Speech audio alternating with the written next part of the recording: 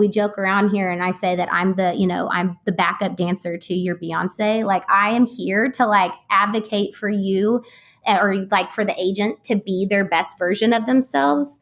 And as long as they're willing to try, I'm willing to try twice as hard. You're listening to the Real Estate Sessions, and I'm your host, Bill Risser. With nearly 25 years in the real estate business, I love to interview industry leaders, up-and-comers, and really anyone with a story to tell. It's the stories that led my guests to a career in the real estate world that drives me into my 9th year and nearly 400 episodes of the podcast. And now, I hope you enjoy the next journey. Hi, everybody. Welcome to episode 402 of the Real Estate Sessions podcast. As always, thank you so much for tuning in. Thank you so much for telling a friend. Today, we are headed to Oklahoma City. Yep, we are going to be talking to Lauren Toppins. She is the founder and broker for Cherrywood Real Estate. And like many of the guests on this podcast, real estate was not her first job out of college. In fact, she was an attorney. And we'll talk a little bit about that. We're going to talk, of course, about her alma mater, the University of Oklahoma, and why culture is so important to Lauren and her management team at Cherrywood. This is going to be a lot of fun, so let's get this thing going. Lauren, welcome to the podcast. Hi, thanks for having me. Yeah, I'm excited. You and I met through Chris Baker, right? Yeah. With a Chicago title there in Oklahoma City. And I love when I randomly kind of meet people based on what's happening at work, or I find somebody with, I think, a really cool story. And that's what I like to do on this podcast is kind of get your story. And I go way back on your story. I hope you're okay with that. That's okay. All right, cool. And so it's going to be a lot of fun. First of all, you live in Oklahoma City now. Can I assume you're a native of the area? And if so, is it okay to call you an Okie if I'm not from Oklahoma?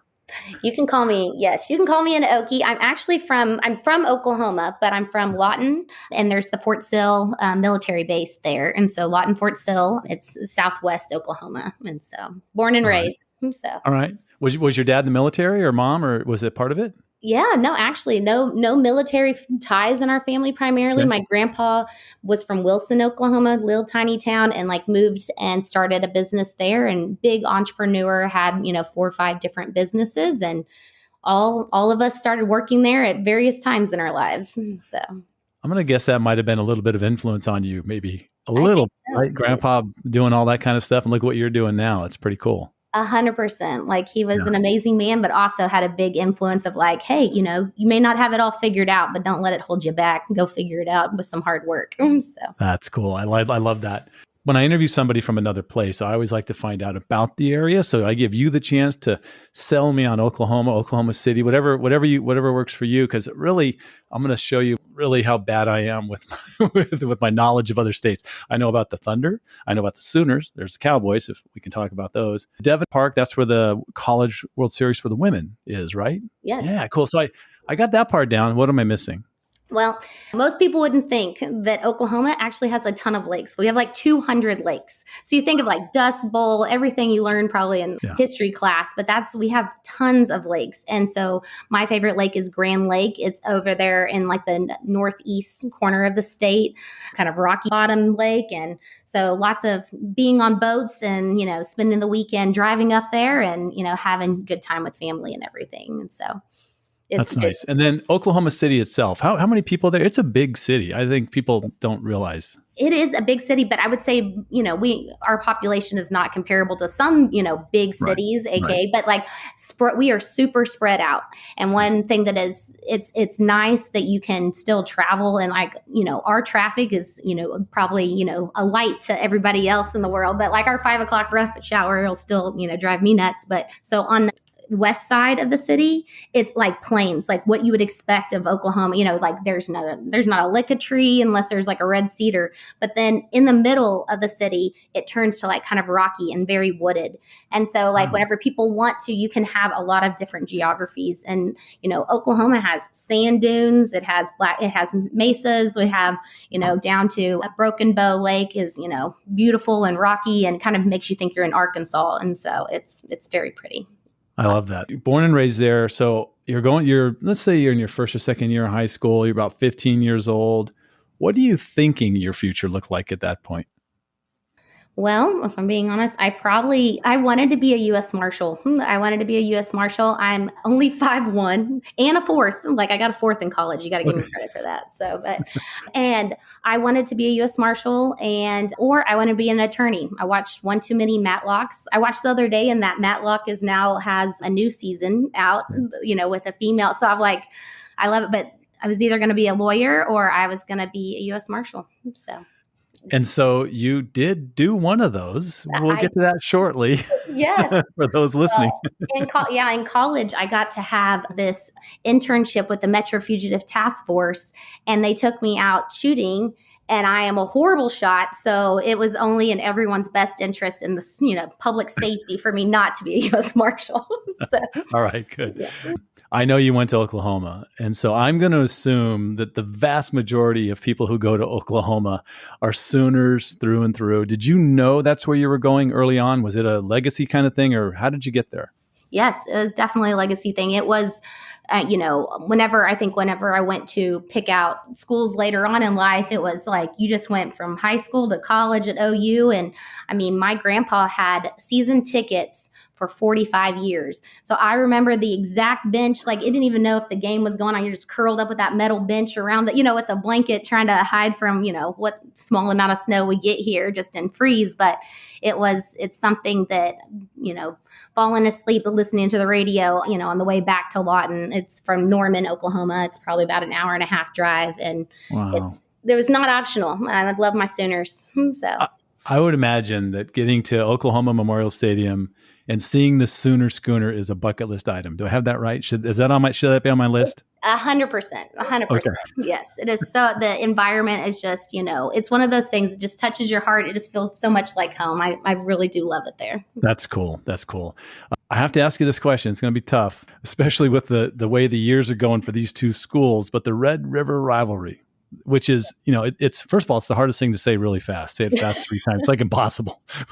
But the Red River rivalry, both left the Big 12, but they're both going to the SEC. So it sounds like they're both going to be able to continue the Red River rivalry. Is that right? Yes. I mean, it definitely has a different feel. I mean, we lost our, Bedlam was our other big game against OSU, Oklahoma State University for other people. But I got to go a couple weeks ago down there. And, the best part about that rivalry is it's not in Norman and it's not in Austin. And so we go to Dallas and it's at the Cotton Bowl. And so I was talking to one of the Uber drivers and he was like, you both come from both cities and then you trash our city. I was like, but we have a good time and it's always a lot more fun. My freshman year of college, and it was President Bourne at the time, the dean was like, okay, we're just going to have a snow day on Monday because it's snow and touchdowns. Like no one has school. And we're like, yes. So that's all. So the game was on a Saturday, but he gave you Monday off. That's pretty good. Okay. Yeah. 100%. And what's been nice now, so the benefit of moving to the SEC is that the games were always at 11 or 11:30, and this year we got at 2:30. So it was one of those where you could actually, drive down if you wanted to, not go down on Friday night. But environment was still amazing. Like just the environment of being around the Texas Fair, it was awesome. So. Yeah, that's great. How long a drive from Oklahoma City to Dallas? Well, on a normal time, it was 2 hours and 30 minutes, but it took us 4.5 hours to get there on traffic, Friday. With traffic headed to the game? Traffic. Wow. And it was not even that bad with construction, but it took forever. So. Wow. All right. Well, let's get on a little bit more now. That you ended up graduating from Oklahoma, but you weren't done. You actually went to the School of Law there as well, right? Yes. What would, I think with attorneys and when you go into law, what was your specialty going to be? What were you thinking as you went in? So I still had like that criminal law, like, wanting to work for the DA's office, something like that. That was, whenever wanting to be in law enforcement. And then the DA's office, since I'm a bad shot, went down and worked for a small county called Grady County, in Chickasha. And that was where I was a legal intern. But to, pay the bills, I was also waiting tables and then got an opportunity to, do work in-house for a workers' compensation administration company at the time that was related to express personnel. Yeah. So. Okay. That's a lot different, right? Obviously. Yes. It was very night and day, depending on what job I was going to. So. And tell me where you were right before you got into real estate. This is interesting because you were with, Yes. HR was a big part of your life. 100%. Yeah. So whenever I first started, I was in another in-house counsel position, but there was a local company. It was only probably about 200 employees at the time. And it's an HR payroll company. So I started there to be their first in-house counsel and got to work through that. And now it's grown into, the company went public and gave me a lot of different opportunities. And Paycom is such a wonderful company that is rapidly growing. And it set the foundation of getting to have watching that entrepreneurial background that I had from my grandpa. I got to watch that in real life with a company that was growing fast pace. And so one of the elements that I got to handle or be a part of is when they'd open up a new sales office, we would, have leases for new spaces and kind of the strategy of that. And that's kind of where my love for real estate really just hit the ground running of, contracts are exciting and all, but like real estate transactions are where that negotiation and like rubber meets the road. It was where the excitement really started. So that was all commercial kind of stuff, right? With those kinds of leases and buildings and stuff. But what brought you into the residential side? What was that trigger for that? Yeah. So my husband and I, we met in law school and everything. And I was at Paycom. He was working for a local oil and gas company. We were going to start a wedding venue and it didn't work out, but we'd already done all the financing for it. And so we bought our first rental property. First rental property was for my brothers in Norman because they were in college and bought that rental property. Then we're like, oh, we can buy another one. And so we slowly started adding to our rental portfolio. And then I decided to leave Paycom, leave the corporate world to really focus on building our investments. And I thought, okay, I'm going to take a little break. We have 4 daughters. I need to, kind of balance family. I was like, oh, I can remodel a home and flip. And so then I got in that side of it. But ultimately, what I really missed was being engaged with other professionals on putting together strategies. And so I got my broker's license. And I would say that's the most fulfilling part of my job is helping people start their career or be involved in those transactions. One, from a legal perspective, but also helping them strategize on how to grow their business. So I would imagine if my broker was also an attorney who really knew what was going down and what and what was the problem, that I would listen intently. I'm sure most of your agents listen intently to you. Oh, well, thank you. Yeah, I hope so. That's the goal, right? Yeah, that is the goal. You're the founder and broker for Cherrywood Real Estate. So you decided I'm not just going to be a broker for someone else. I'm starting my own company. I want to be in charge of what happens in my operation, right? So how did first of all, the name Cherrywood's really cool. How do we come up with that? And how was that starting up a new company? Because that's always, a challenge no matter what level you're at. Yes, no. So I wish Cherrywood had some amazing story, but my husband and I were trying to think of, not for one of our initial ones was Cherrywood. It's the street we lived on. It was just Cherrywood Drive, and so it's so very exciting, but 2 uncreative attorneys picking out a name. And our goal is from the goodwill from having the rental company that was Cherrywood, we turned around and we're like, we can do this. I had firsthand experience watching a leader like the Paycom CEO take a little tiny company and make it big. And all of the things that, the different things that were faced, how do I tweak and put my own spin on that? And so one of the things that's super important to me is making sure that we have a culture that is family friendly. And I know that that's said a lot, but one of the things that is right behind us is we have a kids playroom. If you ever follow us on social media, it would be not uncommon for there to be stepping over building blocks. There's a time to be professional and where you have to be very serious, but there's also an opportunity to have that a better blend. My mom is a State Farm agent for over 30 years. And there was a room in this, and my brothers grew up in those, in there, and they would, we're there every day. So I know that you can balance work and have a professional work life. And that was important to me. So taking all the different experiences that I've had in not being an entrepreneur, but how do I maintain a culture that I'm proud of every day? So you're 6 or 7 years into it now, right? With the company? Yes. And what does it look like now? How many agents? Do you have some commercial? Do you have a commercial division? How does all that look? Yeah. So we have 62 agents over 2 locations now. We handle both residential and commercial. We also have a sister property management company and a remodeling repairs company. And so if somebody is an investor, somebody that wants to purchase a property with one of our agents or myself, we can help them purchase it. We can help them think about what that rental, how much that rental income would look like. If it needs some updates, we can pull in our remodeling team, and then we can have property management right there. So we can do all of the aspects of investing, as well as we can sit here and make sure that training is one of our number one objectives with Cherrywood. And I think that that's kind of how we stand out in our market, is that we'll have 2 trainings that could be how to fill out, new construction paperwork, down to how do you do a sales strategy and building your pipeline, or, handling taxes, because, realtors wear lots of different hats, and we want to make sure that we're providing training on all of those fronts, all 360 of all the different craziness that can happen. Yeah.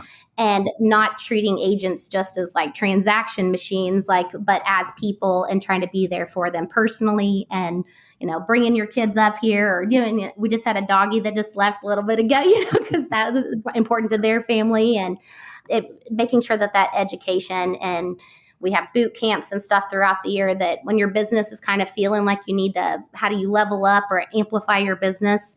I think, education is definitely something that makes us stand out. That is super powerful, because you tend to think of education being with the other big boys, the big franchises that are where everyone trains and then they kind of head off to a boutique or a smaller operation. But you're taking the bull by the horns and saying, no, this is I shouldn't say that. That's UT. Yes. You're grabbing the wagon by the wheel. How's that? Really making that a key part of.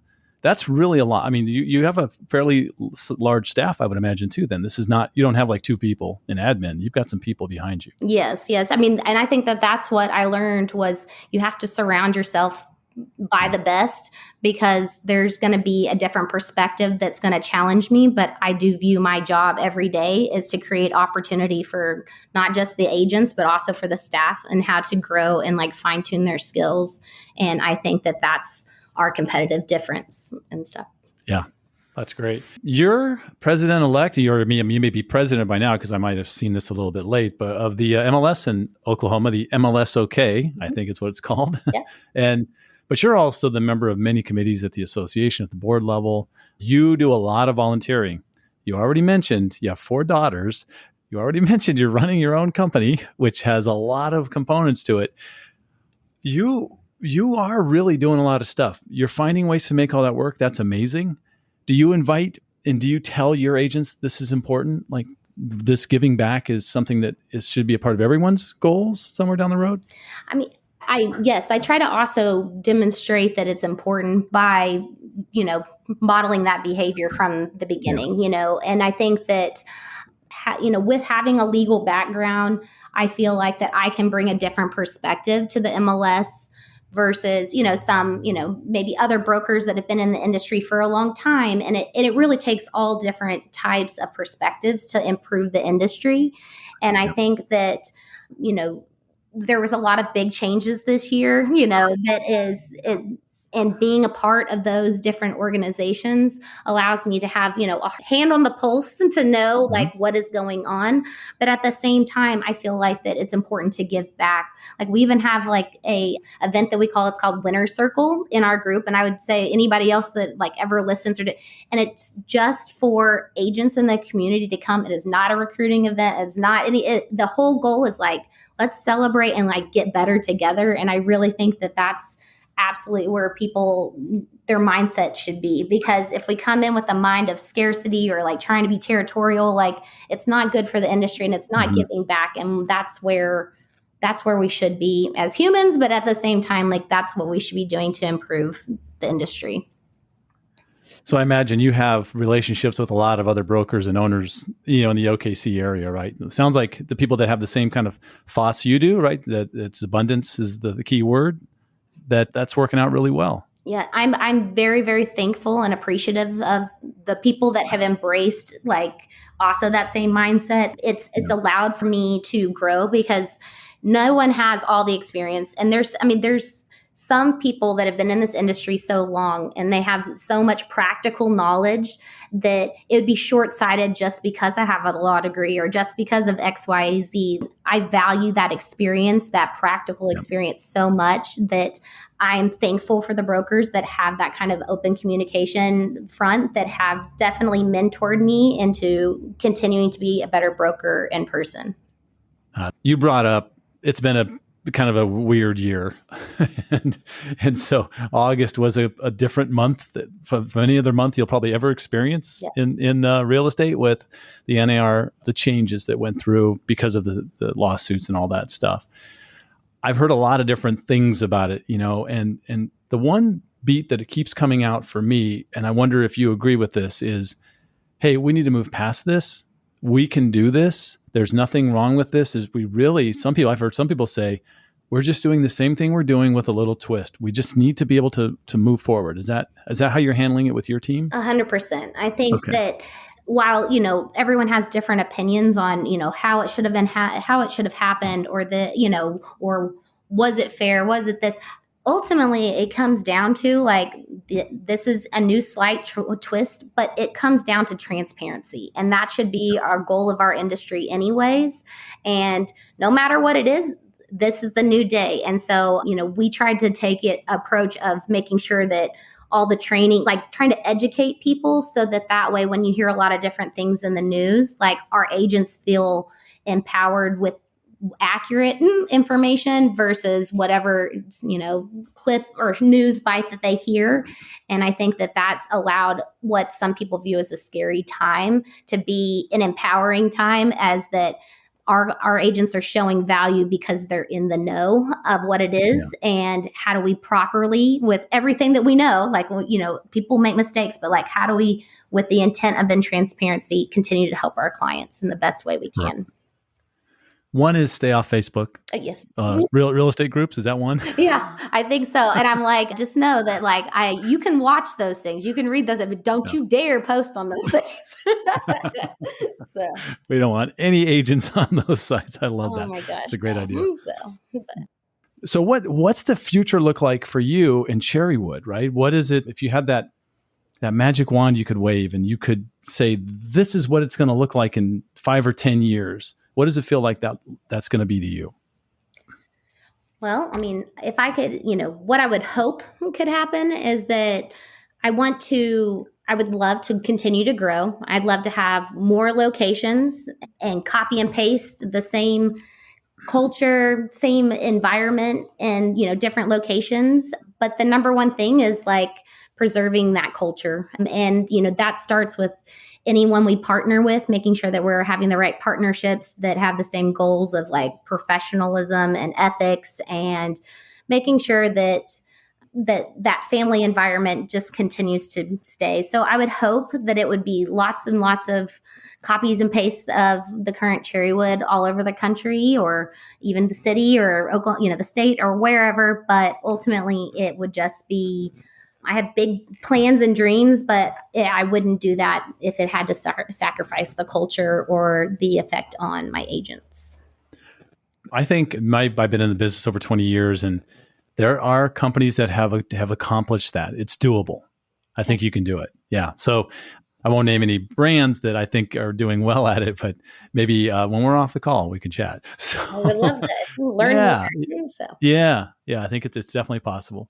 Well, look, I'm gonna bring up the final question of the episode. It's the same one I've asked every guest since Jay Thompson back in 2015, and the question is, what one piece of advice would you give a new agent just getting started in the business?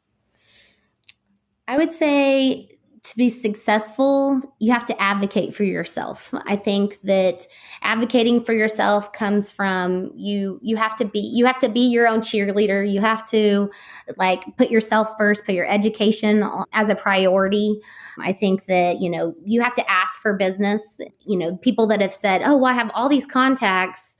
I'm but if you don't ask for the business. They can't say yes. And so promoting yourself, putting it out there on social media, making sure that you're the best that you can possibly be on creating value for not just yourself, but for others. And I think that is how like you get started, is like just continue to learn and make that a focus. And then I think business will come because your heart is in the place of making sure that you're creating value. If it's an investor or finding the right property for someone to have a home at, I just think that start with advocating for yourself.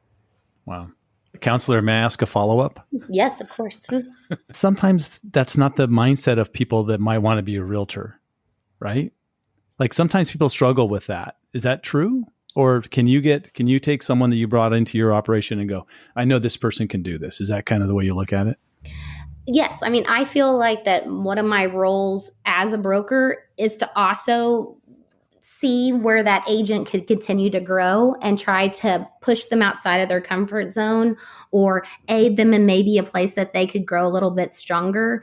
Because if it's, asking for a higher commission, or if it's, reaching out to a builder that you've been trying to like do the dance of like talking to for a long time and you've just never asked, I want to be the support system that can push that and hopefully help them. We joke around here and I say that I'm the backup dancer to your Beyonce. Like I am here to like advocate for you or like for the agent to be their best version of themselves. And as long as they're willing to try, I'm willing to try twice as hard. And I think that that's really where agents can have that success. But they have to start with believing that they're going to create value for other people in order to be successful. Lauren, if someone wants to reach out to you, what's the best way for them to do that? Yeah, I mean, I would say my cell phone, which is 405-821-4061, or follow me on Instagram on Top That Real Estate and send me a message. I would love to help out however I can. This has exceeded my expectations. It was more fun than I thought it would be, because I thought it was going to be a lot of fun. So thank you so much for your time today. I can't wait to, eventually I'll be traveling to OKC. We have a couple operations there I'll get to visit. I will definitely be coming down to Cherrywood as well. So thank you for your time today. Well, Heidi and I would love to meet you in person. And if you need restaurant recommendations or anything like that, we'll tell you all the good ones. So I like that. Local knowledge. I'm in. Exactly. So, well, I appreciate you. And thank you for, this is my first podcast to ever record. So thanks for making it so much fun. Thank you for listening to the Real Estate Sessions. Please head over to ratethispodcast.com/RE sessions to leave a review or a rating, and subscribe to the Real Estate Sessions podcast at your favorite podcast listening app.